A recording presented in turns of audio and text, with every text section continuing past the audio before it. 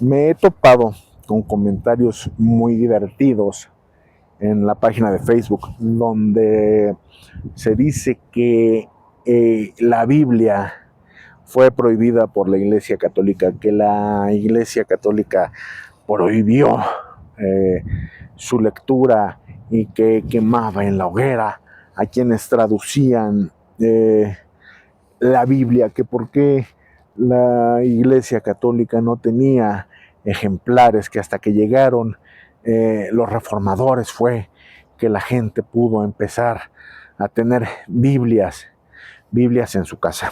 Ok, vámonos por partes. En este caso, si hacemos un poquito de historia, la Iglesia Católica en el siglo IV traduce la Biblia al latín por órdenes del Papa Dámaso, se lo encomienda a San Jerónimo. Ay, pero el latín nadie lo entiende. A ver, si te fijas, el nombre de la traducción es Vulgata Latina. ¿Ok? La Vulgata Latina viene de vulgus, del pueblo, ¿ok? De la gente sencilla. Eso quiere decir vulgata. Entonces, ¿por qué era esto? Era para la gente sencilla, para que se pudiera entender en una lengua eh, vernácula.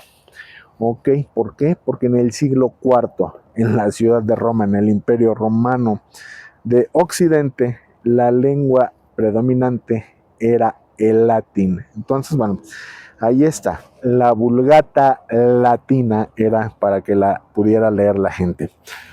Luego, en ese tiempo, pues no iba a haber una Biblia en cada hogar, simplemente porque en esa época, en el Imperio Romano, la gente no sabía leer y escribir. Entonces, ¿para qué iban a tener una Biblia en casa si no sabían leer y escribir? ¿Ok? Otro punto a tomar en consideración es que tener un ejemplar de la Biblia, pues tenía que ser una copia a mano. Y hacer una copia a mano de la Biblia era carísimo, era realmente caro. Eran manuscritos que solamente existían en los castillos de los nobles, que podían financiar una copia, en las grandes universidades o en las catedrales, porque muchas veces ni siquiera en las parroquias había. ¿Y cómo se llevaba la palabra de Dios? A ver, ojo, en cada misa, en cada domingo, se leían los evangelios, se leían los salmos, se leían los profetas, ¿ok? Había lecturas de la Biblia y era lo que se hacía. Había catequesis, ¿ok? O sea, la Biblia se transmitía de manera oral. Ay, pero ¿por qué con la llegada de los reformadores se da esto? Ojo, ¿qué pasa con la llegada de los reformadores? Lo único que pasó, y por qué se puede facilitar la distribución de la Biblia, porque se inventó la imprenta en Occidente. Ya existía en China, pero bueno, estamos hablando de la imprenta de Gutenberg, y de hecho los primeros escritos que se hacen en la imprenta de Gutenberg son los misales.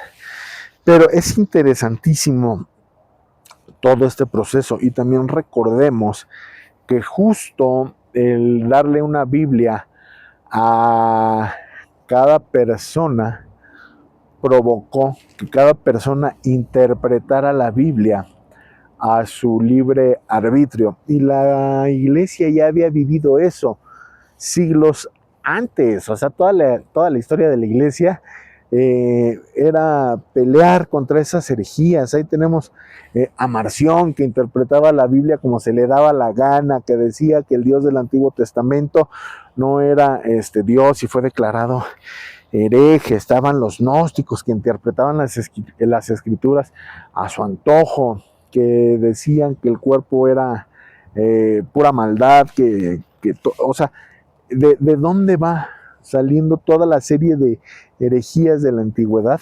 De malas lecturas de la Biblia. Entonces, por eso es que la iglesia tiene mucha precaución en no poner una Biblia al alcance de la mano de cualquier persona, y eso lo toman como una persecución.